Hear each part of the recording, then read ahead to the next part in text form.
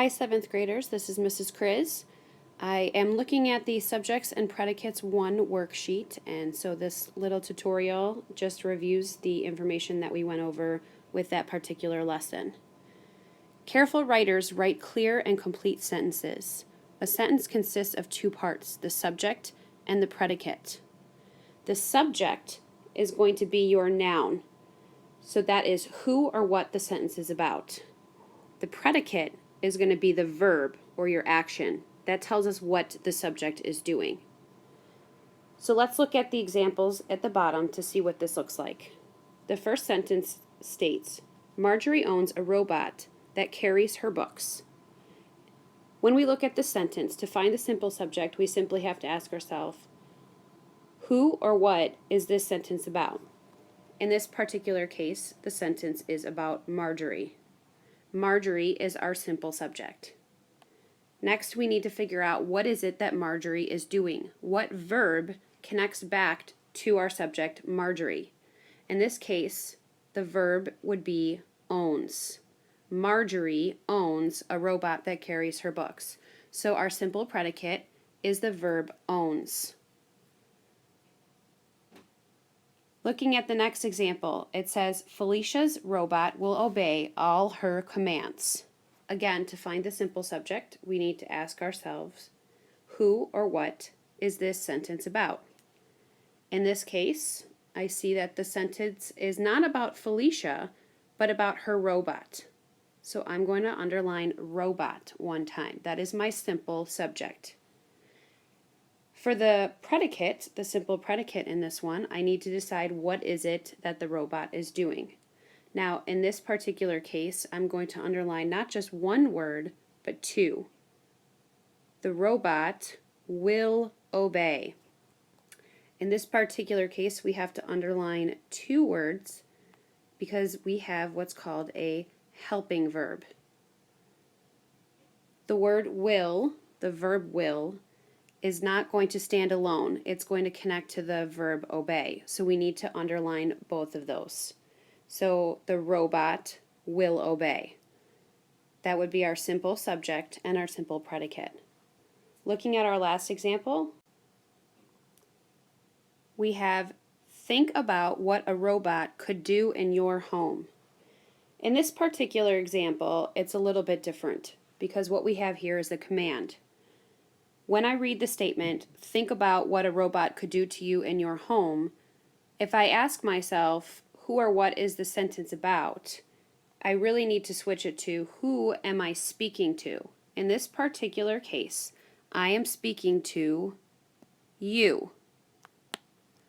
Now the word you is not in the sentence because it's an understood subject. Because of the way the sentence is worded, and because it is a command, we can tell that I am speaking to you when I say this. So you are my subject.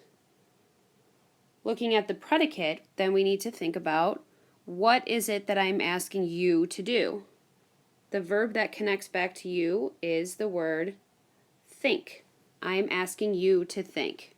So our simple subject is you, and our simple predicate is think. Just be very careful with the commands because they do not have the simple subject listed as a word within the actual sentence. It's an understood subject, so you need to be able to figure it out using common sense. Okay, looking at the bottom of the worksheet, we're going to do a couple more examples together. The first one was done for us on the worksheet. It says robots work in homes, businesses, and schools. Our simple subject, or who or what we are talking about here, would be robots, as it shows. And what is it that robots are doing? It says robots work. So we're going to underline work as our simple predicate. Number 2 states, in medical laboratories, robots handle hazardous materials. Who or what are we talking about in this sentence? Well, our main noun here is, again, the robots. What is it that the robots are doing? Our simple predicate is handle. The robots handle. Looking at the next example. At the General Motors Corporation, robots work on assembly lines performing tasks like welding and painting. Who or what are we talking about here? Once again, our subject is robots. And what are the robots doing? They work. Robots work. On to number 4. Most boring or dangerous tasks are done by GMC's robots.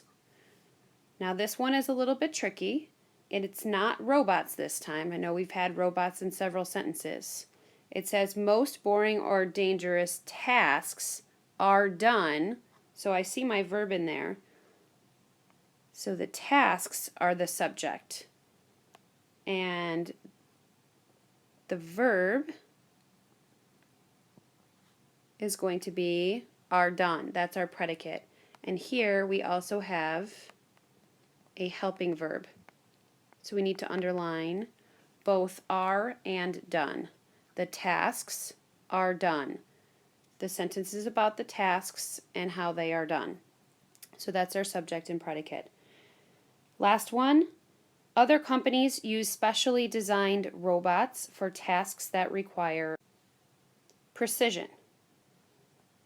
So who or what are we talking about here? Well, we're talking about companies. And what are the companies doing? The companies use. So our simple subject is companies, and our simple predicate is use. At this time, if you have not already done so, I want you to finish the remaining questions, numbers 6 through 18, on the back side of your worksheet, and see how you do. Just be careful to watch out for the helping verbs and make sure you underline those as part of the simple predicate. And also be careful for command statements, which have a subject of you, an understood subject of you. Good luck!